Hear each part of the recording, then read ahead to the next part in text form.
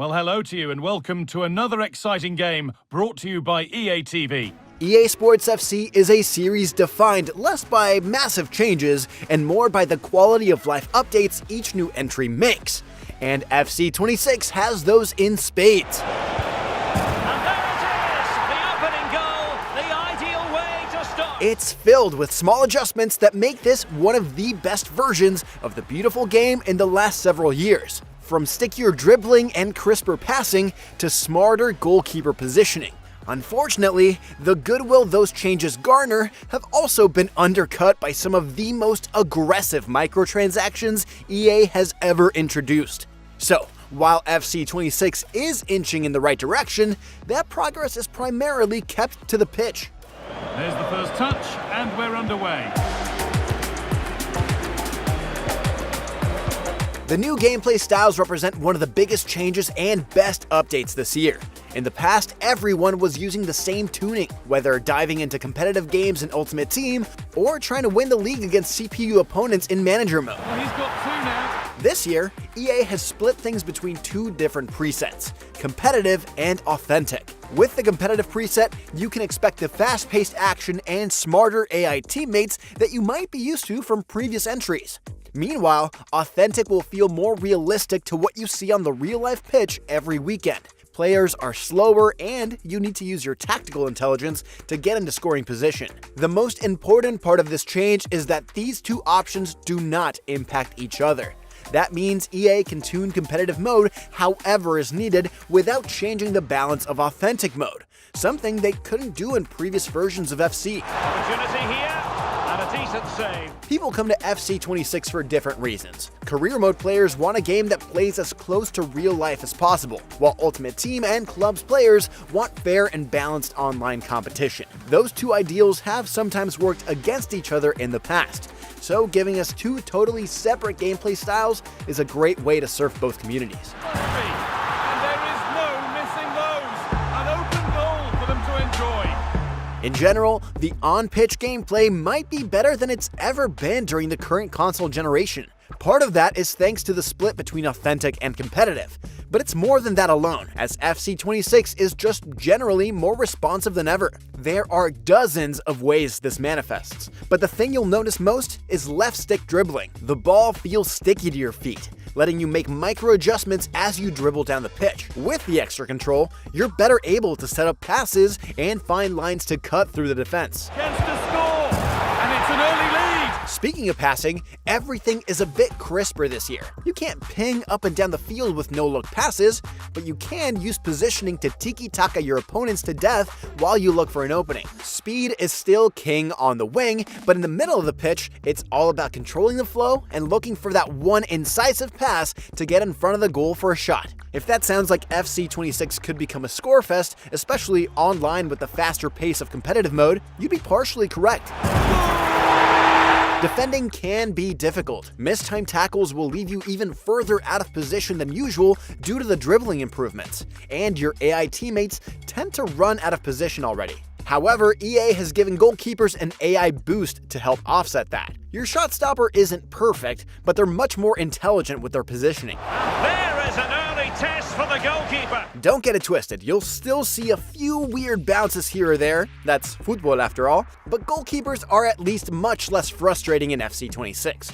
They're better at closing off shot angles and more likely to push a shot out of play rather than drop it right back at your attacker's feet. Terrific point-blank save.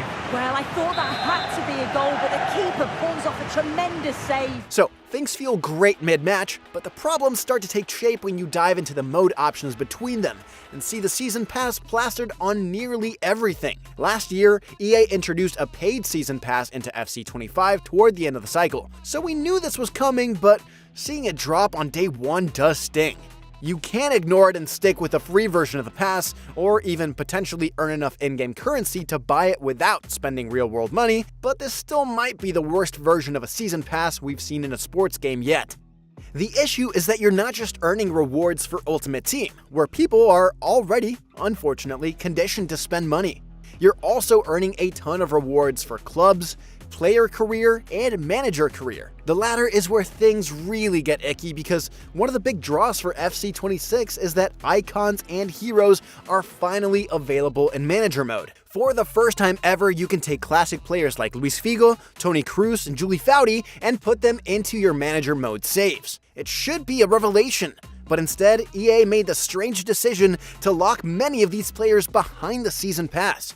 There are several reasons this is frustrating. The first is that you probably won't be able to acquire enough XP for them by playing either manager or player career mode alone. EA might implement more ways for non-Ultimate Team players to earn XP, but with how things are currently constructed, you'll need to dive into that loot box opening simulator or open your wallet if you want to finish enough of the pass to claim career mode rewards like Gianfranco Zola, Miroslav Klose, and Park Ji-sung. And keep in mind, this is only the first season pass. If FC26 continues to lock icons and heroes behind future passes, we'll likely see desirable players like Ronaldinho and Johan Cruyff tucked behind a paywall as well. That's an unfortunate situation that reeks of EA trying to get even more money out of its player base than usual. It's bad enough that Ultimate Team players are being milked dry, but now you can't even enjoy your offline career mode without feeling the pull to spend money. Forcing this season pass on everyone feels like a bridge too far, even for EA. Great work. What's next? Ibrahimovic! What makes this situation even more painful is that most of these modes do feature fun updates on their tried and true formulas this year. For example, the new Manager Live Hub lets you dive into specific challenges and earn new jerseys for your club. These feel like the next step towards a historical mode like the Negro Leagues option in MLB The Show, as you'll be challenged to recreate moments like Jamal Musiala's double with Bayern Munich, or take a mid-level club like SK Rapid or Strasbourg to European glory. The classic version of career mode is still there, but Manager Live gives you a rotating list of challenges that will test your skills in fun ways on and off the pitch. Even Ultimate Team is home to several small yet meaningful changes. Everything from the return of tournaments to the ability to choose the cosmetics on your evolutions feels carefully crafted to deliver the improvements fans have been asking after for years. EA has been actively working on making its online play more stable as well, and so far things have been holding up well on that front. You'll still run into slowdown at peak times, but it's never felt unplayable. Unfortunately, EA also promised a slower power curve in Ultimate Team, and while it's still early days, all that's meant so far is that the mode has become even more pay to win than usual. Rewards from every mode have been nerfed, and slowing things down like this seems well intentioned on paper, as it would theoretically allow your cards to stay viable for longer. But you can still buy the best cards in the store for a chance to get top-end players. So those intentions look a lot less noble when they're placed next to $30 lottery tickets that'll help you compete at the highest level right away. In the past, if you didn't pay with money, you could pay with time and effort. That's still true if you want to work the transfer market to make coins, but average players are going to be stuck firmly in the rearview mirror until they open their checkbook. And there's another one! Valuable breathing space for them now. Elsewhere, clubs have probably seen the least changes, though the archetype system is a nifty new form of progression.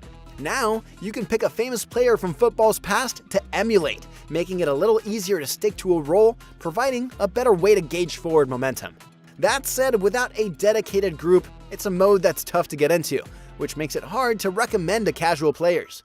To pick out this pass shows wonderful vision. It's inch perfect, and when through on goal, she makes no mistake. She just hits it so cleanly and with power. EA Sports FC's 26 on-pitch gameplay is the best it's been in a long time.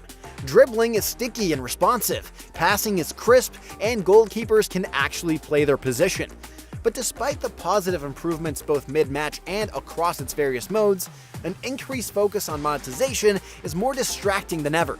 Ultimate Team players have had it bad enough for years, but now not even the career mode players are safe from the season pass woes. If you can get past the microtransaction madness, there is a noticeably better football game here, and that is worth celebrating. But FC26 is also EA at its most money-hungry yet, and it's hard not to worry about where things will go from here. For more, check out our reviews of Skate or NHL 26, and for everything else, stick with IGN.